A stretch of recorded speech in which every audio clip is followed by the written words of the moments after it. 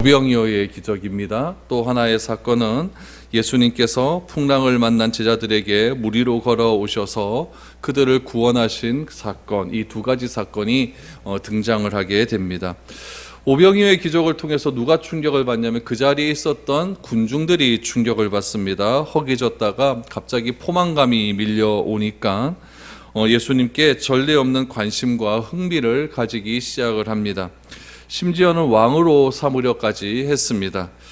물 위로 걸어오신 사건을 통해서는 누가 충격을 받냐면 제자들이 충격을 받게 되죠. 저분이 도대체 누구시길래 물 위를 걸어오시고 예수님을 배 안에 들어왔더니 풍랑이 잔잔해지는가 라고 하는 생각 속에서 제자들이 큰 충격을 받게 됩니다.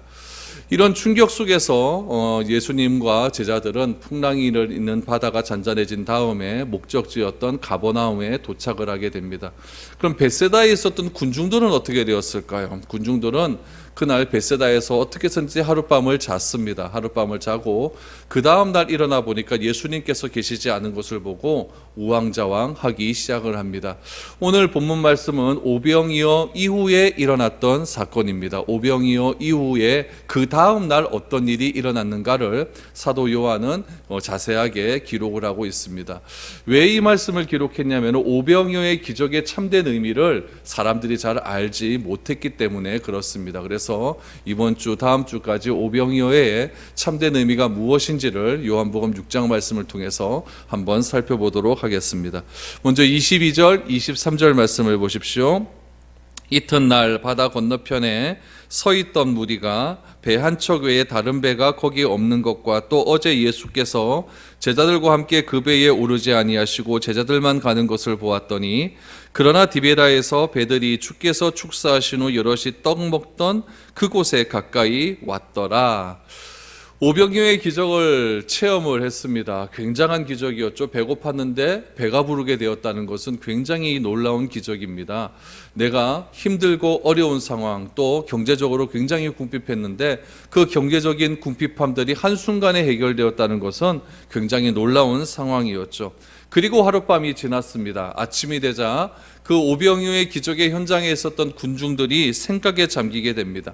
어젯밤의 상황까지는 다 알아요. 이 군중들이 예수님을 왕으로 모시려고 했고 예수님은 군중들을 흩으셨고 또 제자들을 따로 모아서 어디로 가게 했냐면 배를 타고 빨리 가버나움으로 가라라고 했을 때에 제자들은 배를 타고 가버나움으로 가는 것을 그곳에 있었던 무리들은 다 보았습니다.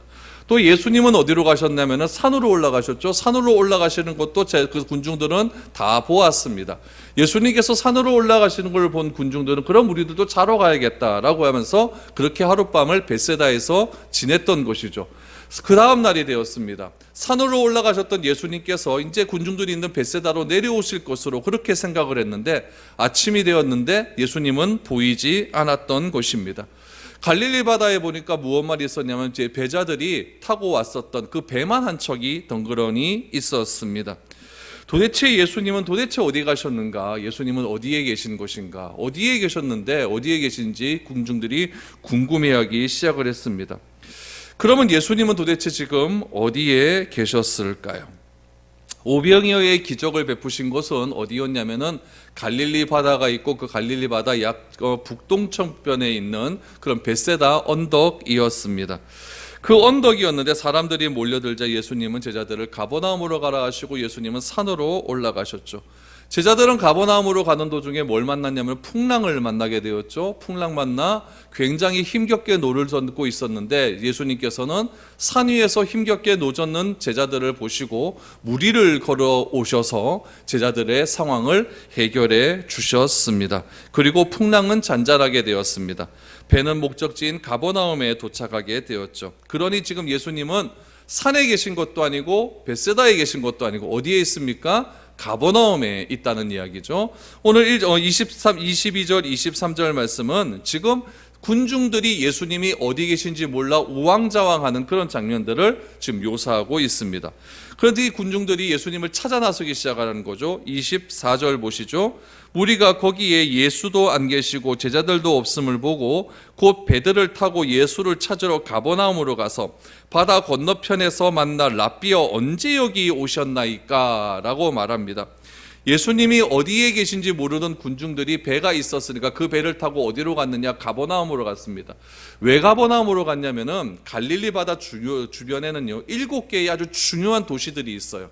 7개의 중요한 도시가 있는데 그 중에서 애법 큰 도시가 가버나움입니다. 그러니까 베세다하고 가버나움도 이게 육지로 가면 얼마 걸리지 않는 그런 거리였고 배를 타고 가도 또 꽤 가는 거리였지만 그래도 가버나움으로 예수님께서 가셨을 것이다 이렇게 생각을 하고 이 군중들도 배를 타고 가버나움으로 가게 된 것이죠.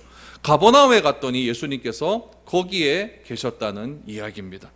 너무 반가운 나머지 이 군중들이 예수님을 만나자마자 25절 말씀해 보니까 이렇게 얘기하죠. 랍비여 언제 여기 오셨나이까? 라고 묻습니다. 여러분 군중의 열정이 보이십니까? 예수님을 찾아다니러 지금 가버나움까지 가는 그런 군중의 열정이 있죠. 열심이 있죠. 아주 굉장한 열심입니다. 열정이 있습니다. 그런 열정을 우리가 좀 살펴보아야 되고 그 열정과 열심 속에서 이 열심이 있는 군중들이 예수님을 향한 질문을 한번 보십시오. 랍비여 언제 여기 오셨나이까? 우리 질문 속에서 우리가 몇 가지를 한번 생각해 보아야 합니다. 첫 번째는 무엇을 생각해 보아야 되냐면은 군중들의 입장입니다. 군중들은 간밤에 무슨 일이 있었는지 알았을까요? 몰랐을까요? 모르는 상태입니다. 몰랐다는 이야기입니다. 예수님께서 제자들이 힘겹게 노젓는 것을 보시고 무리를 걸어서 제자들에게 갈릴리 바다 위에 있는 제자들에게 가신 시각은 새벽 3시에서 4시쯤 되는 그런 시각이었습니다. 새벽 3시에서 4시 사이에 물 위에서 파도 때문에 바람 때문에 허우적거리고 있는 위기에 빠진 제자들을 구해 주셨습니다. 그 구한 그 시간에 군중들은 뭐 하고 있었을까요? 새벽 3, 4시니까 자고 있었겠죠. 그렇죠? 자고 있었어요. 잠들어 있는 사이에 엄청난 일들이 벌어지게 된 겁니다. 여러분들은 자고 일어나면은 뭐 먼저 보십니까? 저는 요즘 자고 일어나자마자 휴대폰부터 봅니다. 딱 보고 뭘부터 보냐면 어저께 저녁에는 몇 명 확진자가 나왔는가 그거부터 봅니다. 그리고 세계 현황 딱 누르고 브라질 상황을 보죠. 브라질에는 몇 명이나 확진되었고 또 몇 명이 죽었는가 이거부터 보는 게 하루의 일입니다. 그래서 새벽 예배 시작하려고 4시 25분 30분에 일어나면 그거부터 보고 이제 세수하고 이렇게 나오게 되는 거죠. 여러분들은 잠들고 일어나면 뭐부터 시작을 하십니까? 여러분 우리가 육적인 잠에서 잠을 잘 때에도 이렇게 세계에는요 여러 가지 일들이 일어나고 우리 주변에는 여러 가지 일들이 일어나는 거예요. 그럼 만약에 우리가 영적인 잠에서 계속해서 자고 있다고 한다면 어떤 상황들이 일어날 수 있을까요? 시편 121편 4절 말씀에 보면 이런 말씀이 있습니다. 하나님은 어떤 분이시냐? 졸지도 않으시고 주무시지도 않으신다고 말씀을 하십니다. 우리가 어려움을 당하고 힘든 일을 당할 때 하나님께 간절히 기도하죠. 간절히 기도하면은 그 간절히 기도함을 하나님께서 좀 들어주시고 우리의 어려움을 좋게 좀 해결해 주셨으면 좋는데 이 하나님이 우리의 기도를 잘 안 들어주시는 것 같아요. 그래서 기도를 아무리 해도 내 어려운 상황은 변하지 않고 점점 더 악화되는 것만 보는 그런 경우가 많이 있습니다. 그때 시편의 기자들은 어떻게 얘기했냐면 하나님은 주무시고 있는 것이 아닌가. 왜 하나님께서는 내 기도를 들으시지 않으시는가? 하나님께서는 지금 나에게 내 시선을 고정시키는 하나님의 시선이 고정되는 것이 아니라 딴 사람에게 하나님의 시선이 고정된 것은 아닌가? 이렇게 고민할 때가 많았습니다. 그때 시편의 기자들은 이렇게 찬양을 하셨죠.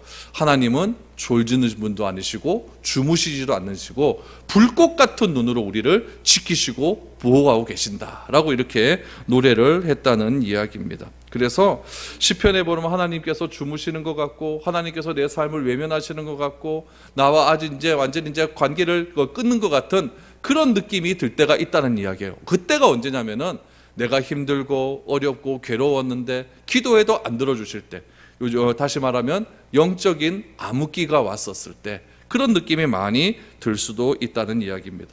그러나 여러분 염려하지 마십시오. 하나님은 주무시는 분이십니까? 아닙니다. 하나님은 좋으시는 분이십니까? 그것도 아닙니다. 하나님의 시선은 항상 누구에게 가 있습니까? 바로 하나님의 택한 백성인 우리들에게 와 있다는 사실을 꼭 기억하시기 바랍니다. 하나님은 아무도 일하지 않는 그 시간에도 우리를 불꽃과 같은 눈으로, 눈동자로 지켜주시어서 우리가 힘들거나 어렵거나 다른 길로 엇나가지 않도록 항상 우리를 지키시고 인도하시는 그런 분이십니다. 그래서 사도 바울은 이런 일들을 이렇게 고백했습니다. 로마서 5장 8절 말씀에 보면은 우리가 아직 죄인 되었을 때에 그리스도께서 우리를 위하여 죽으심으로 하나님께서 우리에 대한 자기의 사랑을 확증해 주셨다라고 말을 합니다. 내가 하나님을 모를 때 하나님은 이미 나를 알고 계셨습니다. 내가 하나님을 사랑하기 전에 하나님은 이미 나를 사랑해 주시고 있었습니다. 내가 하나님을 거부할 때도 하나님은 이미 나에게 손을 내밀어 주시어서 나에게 오라라고 그렇게 콜링 사인을 내밀어 주시는 그런 분이셨다는 이야기입니다. 잠들어 있는 것은 우리지 하나님은 절대 우리를 하나님은 잠들어 계시는 그런 분이 아니라는 사실을 꼭 기억하시기를 바랍니다.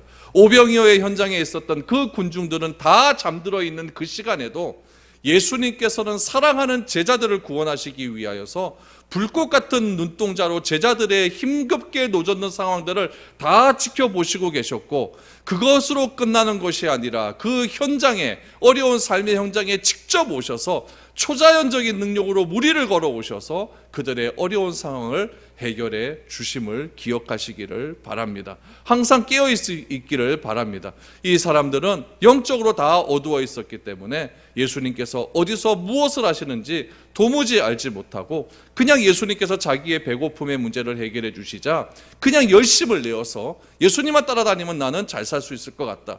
예수님만 따라다니면 내 먹고 사는 문제는 걱정하지 않아도 될 것 같다. 이런 열심을 가지고 예수님을 쫓는 무리였다는 이야기입니다. 우리는 그런 삶을 살아가서는 안 됩니다. 우리가 예수님을 믿는 이유는 나의 경제적인 문제를 해결해 주시기 위해서 예수님을 믿는 것도 아니고, 나의 또 어려운 상황을 해결해 주시기 위해서 예수님을 믿는 것도 아니고, 가장 첫 번째 목적은 무엇입니까? 하나님의 나를 선택해 주셨기 때문에 그렇습니다. 그 사랑이 고맙고 그 사람이 감격하여서 죽을 수밖에 없는 죄인을 용서해 주셔서 하나님의 귀한 자녀로 삼아주신 그 은혜에 감격하여 우리가 주님을 쫓을 수 있는 그런 마음가짐이 필요하다는 이야기입니다. 그 이후의 상황은 그 다음의 문제입니다. 항상 우선순위가 분명해야 된다는 것을 기억해야 됩니다. 예수님 언제 여기 오셨습니까? 이 말 속에서 군중들은 다 자고 있었다는 사실을 알 수 있습니다. 두 번째는 무엇입니까? 군중들이 열정적으로 예수님을 찾는 이유는 무엇이냐면은 자기의 필요 때문이라는 이야기입니다. 26절 말씀을 보십시오. 예수님께서 군중들의 마음을 아셨습니다. 왜 이까지 찾아왔는지 마음을 아시죠? 예수께서 대답하여 이르시되 내가 진실로 진실로 너희에게 이르노니 너희가 나를 찾는 것은 표적을 본 까닭이 아니요 떡을 먹고 배부른 까닭이로다 라고 말합니다. 여러분, 군중의 심리는 무엇이냐면은 유명 인기인을 찾아다니죠. 스타를 좋아합니다. 스타들을 좋아해서 그 스타를 통해서 대리만족을 얻으려고 하는 그런 심리들이 굉장히 많죠. 그래서 뭐 가수들 콘서트 할 때 뭐 영화 배우들 나오고 이러면요 눈이 뒤집혀집니다. 눈이 뒤집혀져 가지고 막 가수들이 노래해 갖고 내 손 한번 잡아주면 눈물을 흘리고요. 옛날에 그 서태지와 아이들 인기 있었을 때는요 그 서태지가 머리카락 하나 그거 어떻게 뽑아가지고 그거를 갑오로 삼는 그런 친구들도 있었어요. 그러니까 유명인에 미쳐버리면요 이런 일들이 일어날 수 있다는 이야기죠. 그래서 그 유명인들 찾아다니면서 환호성 지르고 눈물을 흘리는 것은 진리나 가치 때문에, 그 진리와 가치의 문제는 아니라는 이야기입니다. 어떤 종류의 환호성은요 한 번에 확 밀려왔다가 그 환호성이 금방 빠져버리는 그런 일들이 너무나 많이 있다는 이야기죠. 그런 환호성을 받고 있다가 그런 환호성이 한순간에 없어버리면은 환호성을 받았던 주인공들은 갑자기 완전 마음속에 허탈함이 있어서 자살하고 마약하고 술 먹고 이런 쪽으로 빠져드는 것 아니겠습니까? 그런 것들이 다 인기인들의 말로가 다 그렇게 된다는 이야기죠. 우리 연예인들 간증도 한번 보십시오. 옛날에 인기 있었을 때는 하나님이 하나도 보이지 않다가 인기 시들해지고 아무것도 없었을 때 하나님의 음성을 듣고 하나님의 말씀을 듣고 내가 하나님께 고백했다는 그런 간증들을 많이 듣지 않습니까? 그래서 여러분, 사람들은 그런 환호성에 굉장히 민감하고 그 환호성을 따라서 그 환호성이 진리인 줄 알고 그것으로 자꾸 쫓아가려는 그런 마음이 너무나 많이 있다는 이야기입니다. 예수님께서는 그것을 너무나 잘 아셨다는 이야기죠. 26절 말씀에서 너희가 나를 찾는 것은 너희가 나를 찾는 것은 표적을 본 까닭이 아니다 라고 말씀합니다. 요한복음은 초자연적인 일을 기적이라고 말하지 않고 표적이라고 말을 했다고 했습니다. 표적이라고 하는 것은 무엇이냐면은 그 사건을 통하여 하나님을 아는 것, 알아가는 것, 그것이 표적이라는 이야기죠. 지금 이 군중들은 어떤 표적을 보았냐면, 어떤 기적을 보았냐면은 물고기 2마리와 보리떡 5개를 갖고 자기의 배부름이 채워진 사건, 5,000명이 넘는 사람들이 다 배부르게 먹는 그런 사건, 12바구리가 남는 그런 사건을 자기 눈으로 보았고 자기가 경험했고 체험을 했다는 이야기입니다. 그러면 그 군중들은 무엇을 알아야 되냐면은 우리에게 이렇게 필요를 채워주시고 배고픔의 문제를 해결해 주시는 분은 하나님의 아들이 아니면 안 된다는 것을 알아야 됩니다. 그것이 표적입니다. 그런데 이들은 어떻게 했느냐? 예수님을 뭘로 만들려고 하면 왕으로 만들려고 말합니다. 정치적으로 나의 문제를 해결해 줄 수 있는 분은 이분밖에 없다라고 그렇게 생각을 하는 거죠. 그래서 예수님이 말한 거죠. 너희가 나를 찾는 것은 내가 하나님의 아들 예수기 때문에 찾는 것이 아니다. 뭐 때문에 찾는다고요? 떡을 먹고 배부르기 때문에, 내 배고픔의 문제가 해결됐기 때문에 나를 찾는 것 아니냐? 이렇게 말씀하십니다. 예수님의 입장에서 다시 본다면은 예수님은 그 군중들의 환호성에 속지 않았다는 거예요. 인기에 속지 않았다는 거예요. 여러분, 사람들이 얼마나 유명해지고 싶어 합니까? 얼마나 인기 있어 싶어 합니까? 인기만 있으면 뭐든지 하려고 하는 그런 심리가 우리 주변에 너무 많이 있지 않습니까? 예수님은 말합니다. 군중들에게 말을 하죠. 너희들이 나를 왜 찾느냐? 떡 먹고 배부르기 때문에 그런 것 아니냐? 이렇게 말씀하시죠. 사람은 공공장소에서 군중 심리에 의해서 쉽게 착각에 빠집니다. 큰 교회 건물 짓고 사람 많이 모이면 목사도 그렇고 성도들도 그렇고 다 이게 막 착각 속에 빠져들게 됩니다. 이제 다 됐다, 이제 우리는 됐다, 막 이런 착각 속에 빠져들게 되죠. 그러나 하나님은 그런 것을 원하시는 것이 아니죠. 여러분, 군중들과 제자들의 가장 큰 차이는 무엇인지 아십니까? 군중은 고난이 오면 다 흩어집니다. 군중은 고난이 오면 다 흩어져요. 그러나 진정한 하나님의 가족은요, 고난이 오면 흩어지지 않습니다. 여러분, 가정들도 한번 보십시오. 여러분, 가족이 힘들어하면 가족이 흩어집니까? 아니잖아요. 가족이 힘들어하고 가족이 어려워하면 오히려 그 어려움 통해서 가족이 똘똘 뭉칩니다. 왜 그러냐면은 피를 나눈 형제고 가족이기 때문에 그렇습니다. 그런데 그 가족의 어려움을 누가 옆집 아저씨가 잘 돌보아 줍니까? 옆집 아줌마가 해줍니까? 그런 건 아니잖아요. 교회도 똑같다는 이야기예요. 교회도 그냥 왔다 갔다 하는 사람들은요, 힘들고 어려운 상황이 닥쳐버리면 다 떠나가고 맙니다. 다 떠나가고 말아요. 오늘 본문도 마찬가지죠. 진리를 아는 사람들은 고난이 오고 핍박이 닥치면 더욱 똘똘 뭉쳐지게 되어 있어요. 어쩌면 우리는 거짓된 환상을 붙잡고 그것이 마치 영원히 자신인 것 양 착각하면서 살아가고 있을지 모릅니다. 예수님은 그것을 참 안타까워하는 거죠. 군중들을 향하여서 너희가 나를 왜 쫓느냐? 왜 이렇게 나를 쫓는데 열심을 내느냐? 나를 쫓기 위해서는 내가 하나님의 아들이라는 사실을 좀 믿어라. 그게 중요하다라고 말씀한 거죠. 단지 너희가 배고팠다가 배부르게 되는 것, 그것 때문에 나를 쫓아봤자 아무런 소용이 없다라고 말씀을 하고 있는 것이죠. 군중은 예수님을 찾는 이유는 각자 자기의 필요가 해결되었기 때문에 그렇습니다. 배고팠는데 배부르게 되었다. 누구 때문에? 예수님 때문에. 그러니까 예수님 쫓아다녀야 된다. 이러라는 거죠. 자신을 채워줄 수 있는 무엇인가를 바라고 있기 때문에 예수님을 쫓습니다. 군중의 관심은 예수님에게 있는 것이 아니라 필요에 있는 것입니다. 병원에서 이렇게 전도하고 병원에서 이렇게 복음을 전하다 보면은 그 병원에 있는 환자들은 굉장히 마음이 연약해져 있습니다. 그래서 힘들고 어려운 상황이 막 닥쳐오고 막 그냥 암 환자들 막 이제 얼마 살지 못한다는 그런 분들 보면은 전도를 이렇게 많이 하죠. 예수님 잘 믿으면 이 병 고쳐질 수도 있습니다. 그러면은 그분들이 지푸라기라도 잡는 그런 심정을 가지고 예수님을 영접하게 됩니다. 그래서 같이 간절히 기도합니다. 그런데 하나님께서 그 환자에게 특별한 은혜를 베풀어 주셔서 그 환자가 안 된다고 했는데 기도함으로 고쳐질 때가 있어요. 그러면 그분이 그때 자기의 병 고침을 보고 하나님이 나를 고쳐주셨구나 이렇게 생각하고 하나님만 신실하게 믿고 하나님이 어떤 분인지 나를 고쳐주신 하나님이 어떠한 분이신지 좀 더 진지하게 고민하고 그렇게 나아가야 되는데 그런 것들이요, 여러분, 얼마 못 간다는 이야기죠. 얼마 못 가서 병에 걸렸는데 또 다른 병이 또 그 다음에 찾아왔어요. 그런데 이번에는 기도했더니 안 고쳐져요. 그럼 그분이 하나님을 향하여 뭐라고 하는지 아십니까? 하나님 못 믿겠다 그럽니다. 전에는 고쳐주셨는데 왜 지금은 안 고쳐주시는가? 하나님을 믿는 이유가 무엇이에요? 병고침 때문에 믿습니까? 자꾸 병고침 때문에 믿어버리려고 한다면 내 병이요, 이거 걸리고 또 걸리고 또 걸리고 그때마다 하나님께서 기도해 주셔서 계속 고침을 받아야 된다는 거예요. 그거 한 번 안 고쳐져 버리면요, 하나님 안 믿는 거예요. 그렇게 쫓지 말라는 얘기죠. 예수님은요, 너희가 나를 쫓는 이유가 무엇이냐? 표적 때문에, 표적으로 인하여서 내가 하나님의 아들이라는 사실을 믿음으로 쫓아라. 단순히 먹고 배부르기 때문에 그렇게 쫓는 것은 진정한 신앙이 아니다라고 이야기를 하고 있습니다.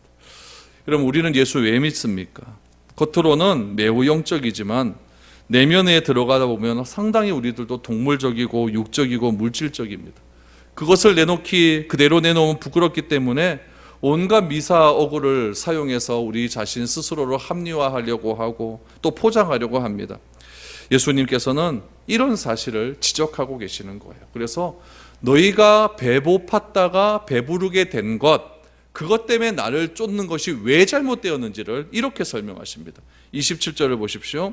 썩을 양식을 위하여 일하지 말고 영생하도록 있는 양식을 위하여 하라. 이 양식은 인자가 너희에게 주리니 인자는 아버지 하나님께서 인치신 자니라 라고 말합니다.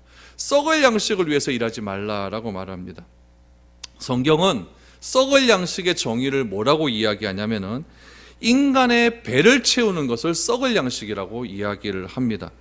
여러분, 썩을 양식이 뭐냐면은 배를 채우게 되는데 우리가 점심 먹지 않습니까? 그럼 저녁은 또 왜 먹습니까? 배고프니까 먹잖아요. 그렇죠? 그게 썩을 양식이에요. 그래서 우리가 열심히 일하는 까닭은 이 먹으려고 일하지 말라는 이야기죠. 먹으려고 일하지 말아라. 먹고 또 먹으면 계속 먹어야 하는 것이 썩을 양식이라는 이야기죠. 여러분, 우리는 어쩌면 이렇게 살아가요. 하루 3끼 잘 먹으려고 일을 합니다. 또 뭐 때문에 일을 하냐면은 그 하루 3끼를 어디서 먹느냐가 중요하기 때문에 그 어디서의 문제를 해결하기 위해서 우리는 열심히 일을 합니다. 어디서 먹으려고 합니까? 좋은 집에서 먹으려고 하죠. 그렇죠? 집 구하려고 일을 하는 거예요. 그럼 저거 3끼 양식 먹고 좋은 집에서 먹으려면 또 뭐가 있어야 되겠습니까? 좋은 옷 입고 먹는 게 좋잖아요. 좋은 옷 사입으려고 일을 하는 거예요. 의식주 문제 해결하려고 열심히 일을 하는 거죠. 예수님은 그것을 뭐라고 이야기합니까? 썩을 양식이라고 이야기합니다. 의식주 문제 해결하려고 그렇게 일하지 말아라. 그것은 썩을 양식이다라고 이야기를 합니다. 왜 그러냐면은 우리가 밥을 먹고 또 지나면 얼간의 시간이 지나면 배가 고프게 됩니다. 이거는요, 누구도 그렇게 하냐면은 동물도 그렇게 합니다. 여러분요, 썩을 양식만 먹는 사람은 그 삶 자체가 동물과 똑같습니다. 여러분, 텔레비전 보면 동물의 세계에 나오지 않습니까? 동물의 세계 굉장히 재미있잖아요. 막 자연 얼마나 멋있습니까? 그 자연 속에서 동물들이 막 뛰어다닙니다. 막 수만 마리의 막 동물들이 막 뛰어다닙니다. 그런 거 보면 굉장히 재미가 있어요. 멋있어요. 그런데 여러분, 그 동물들이 뛰어다니고 그 동물들이 잠을 자고 그 동물들이 막 먹이를 쫓아다니는 그 이유는 뭡니까? 딱 하나밖에 없어요. 자기 먹잇감 사냥이에요. 얼마 전에 제가 며칠 전에 인터넷을 봤는데 학 아시죠? 홍학이 나왔는데 홍학 2마리가 쫙 서 있는 거예요. 여러분, 홍학 얼마나 멋있습니까? 늘씬하게 막 학다리 딱 외다리 짚어가고 딱 이렇게 서 있는 거예요. 근데 그 홍학이 배가 고팠나 봐요. 옆에 있는 홍학의 뇌를 찍어 먹어요. 그 옆에 있는 홍학이 자기 마누라인지 누군지 뭐 동료인지 모르겠는데 옆에 있는 홍학의 부리로 머리를 찍어서 그 뇌를 파먹는 거예요. 그게 동물이에요. 동물이 살아가는 목적은 딱 2가지입니다. 첫 번째, 배고픔 해결. 2번째, 번식. 이거밖에 없어요. 이게 동물이죠. 그럼 인간은 왜 살아갑니까? 인간은 왜 살아가? 인간도 먹으려고 살고 인간도 자손 번식을 위해 산다면 누구와 똑같아요? 동물과 똑같은 거예요. 예수님은 그걸 말씀하시고 있는 거예요. 썩을 양식을 위하여 살지 말아라. 썩을 양식을 위하여 살지 말아라. 사람들이 먹고 마시고 또 자손 번성을 위해서만 살아간다면은 사람들 마음속에, 사람들 생각 속에도 동물적 본성은 다 있다는 이야기예요. 예수님은 그런 사람을 향하여 썩을 양식을 위해 일하는 사람이라고 이야기하는 거죠. 그 사람들이 누구겠습니까? 예수님이 오병이어의 현장에서 배고팠는데 그 배고픔을 떡으로서, 고기로서 해결해 주니까 내가 배부르다는 이야기예요. 그래서 쫓아오는 사람들, 그 사람들을 이야기하는 거예요. 그 사람들 얼마나 열심히 있습니까? 얼마나 열정적이에요. 벳사다에서 가버나움까지 배 타고 예수님 쫓겠다고 와요. 얼마나 열심히 있습니까? 그런 열심히 있는 사람을 예수님은 칭찬하지 않습니다.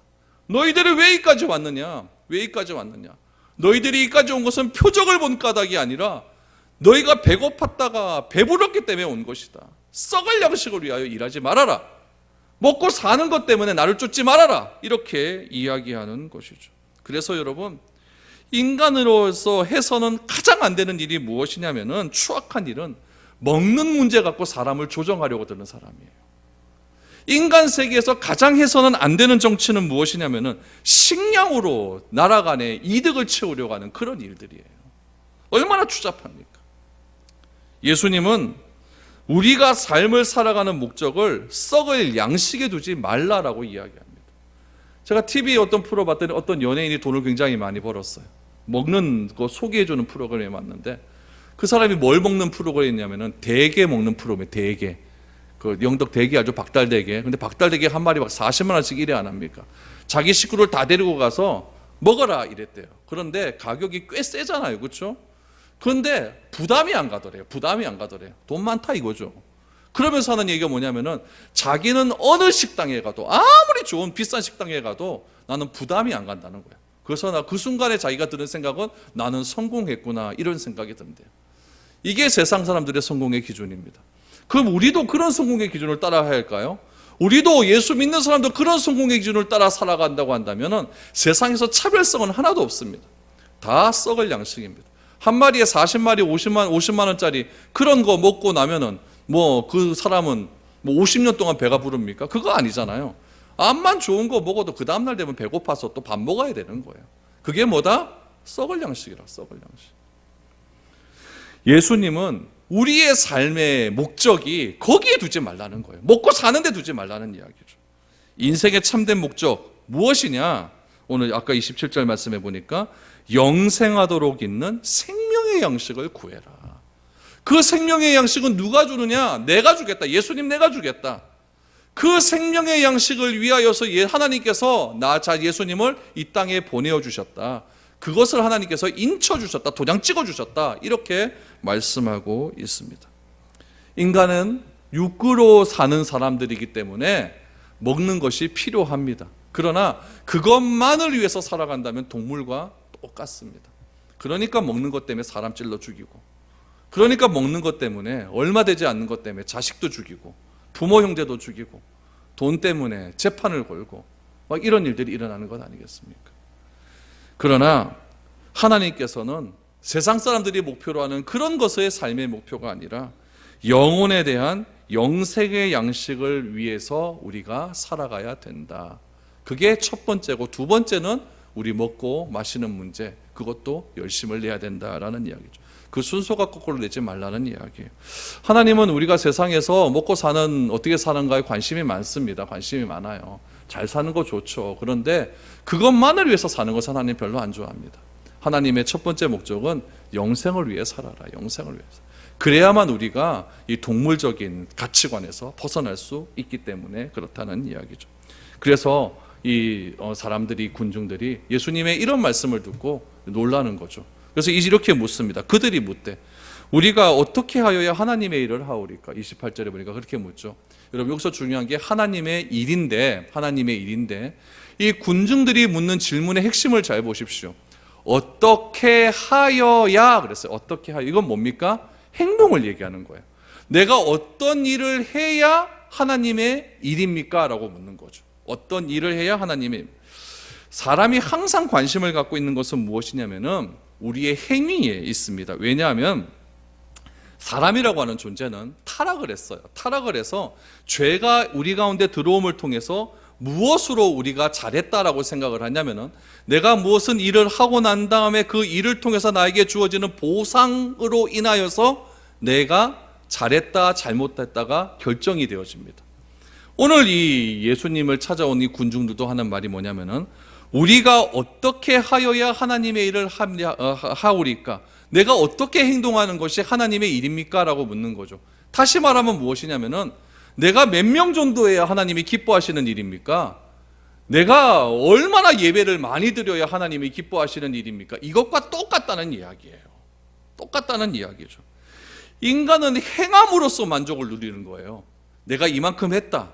하루에 내가 공부를 10시간 했다. 이걸로 내가 만족을 누리는 거죠.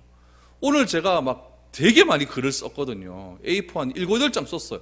만족감이 누려져요. 그렇죠? 내가 이만큼 했으니까 만족감이 누려지는 거예요. 이게 보상심리예요. 보상심리. 그래가 쓴 글을 어디에다 딱 기고했더니 그게 어디에 딱 실렸어요. 괜히 내가 기분이 좋아. 이게 인간의 보상심리라는 이야기예요. 그것을 통해서 그것이 그러면 하나님의 일이냐? 하나님은 그의 일이 아니라는 얘기죠. 자꾸 보상심리를 가지고 하나님의 일을 하려고 하지 말라는 이야기예요. 신약에 보면 예수님께 어떤 청년이 찾아옵니다. 부자 청년이었어요. 아주 높은 직위에 있는 부자 청년이죠. 이 부자 청년이 예수님을 찾아와서 질문한 게 무엇이냐면은 무엇을 행해야 영생 얻습니까? 다시 말하면 내가 무슨 일을 행해야 구원에 이릅니까? 라고 이야기합니다. 그때 예수님이 뭐라고 이야기합니까? 하나님 사랑하고 이웃 사랑해라. 이렇게 이야기하지 않습니까?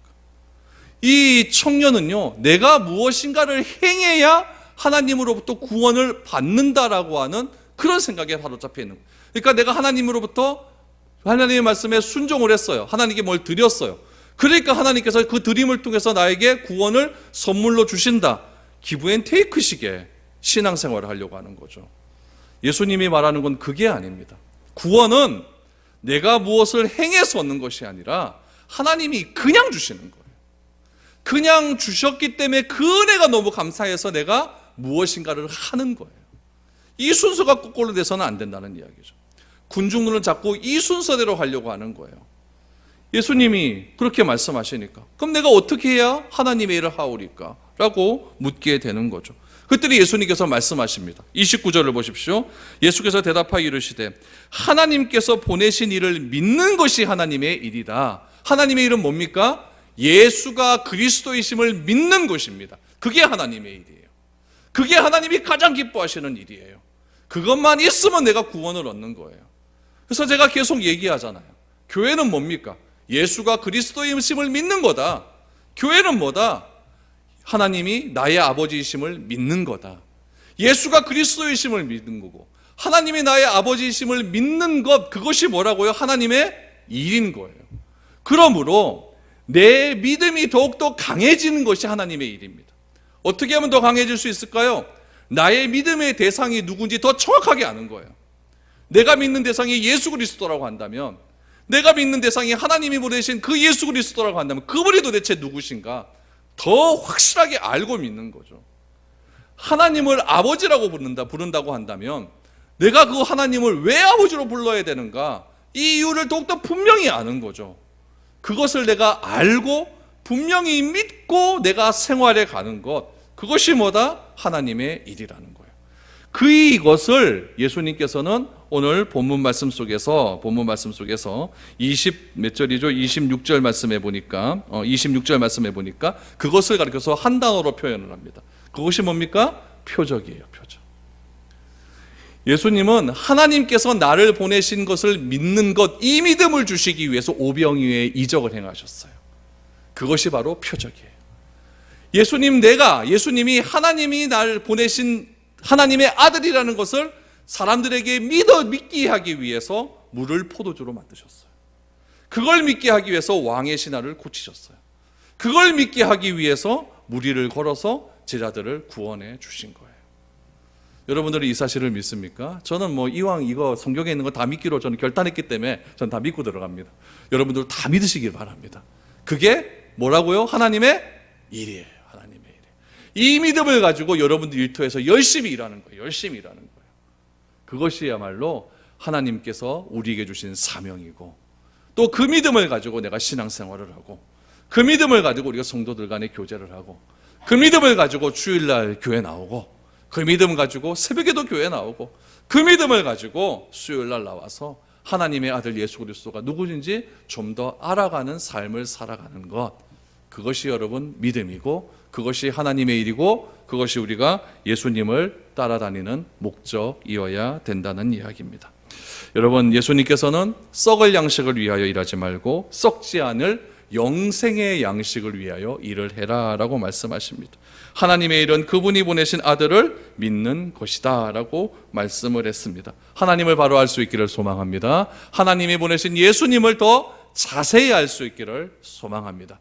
그래서 더욱더 우리의 믿음이 커져서 하나님의 일을 충실히 행할 수 있는 저와 여러분 될 수 있기를 주님의 이름으로 축복드립니다. 우리 오직 주의 사랑에 매여 찬양하고 우리 한번 기도하겠습니다.